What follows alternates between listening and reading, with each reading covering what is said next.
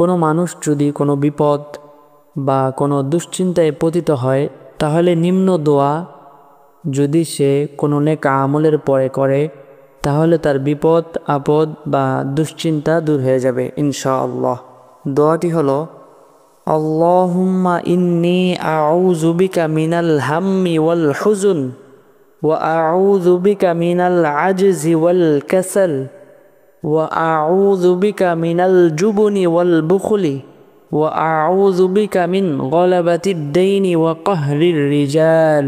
আমি মুখস্থ করার সুবিধাতে ভাঙে ভাঙে বলে দিচ্ছি।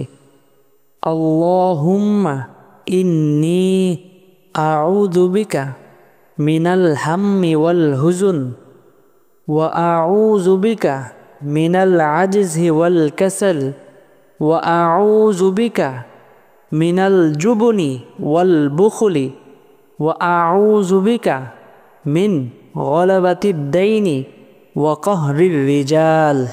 উক্ত দোয়ার অর্থ হলো, হে আল্লাহ, আমি তোমার দরবারে আশ্রয় প্রার্থনা করতেছি সকল চিন্তা ভাবনা থেকে, এবং তোমার দরবারে আশ্রয় প্রার্থনা করতেছি অপারগতা ও অলসতা থেকে, এবং তোমার দরবারে আশ্রয় প্রার্থনা করতেছি কৃপণতা এবং কাপুরুষতা থেকে, এবং তোমার দরবারে আশ্রয় প্রার্থনা করতেছি অধিক ঋণ ও খারাপ মানুষের প্রাধান্য থেকে।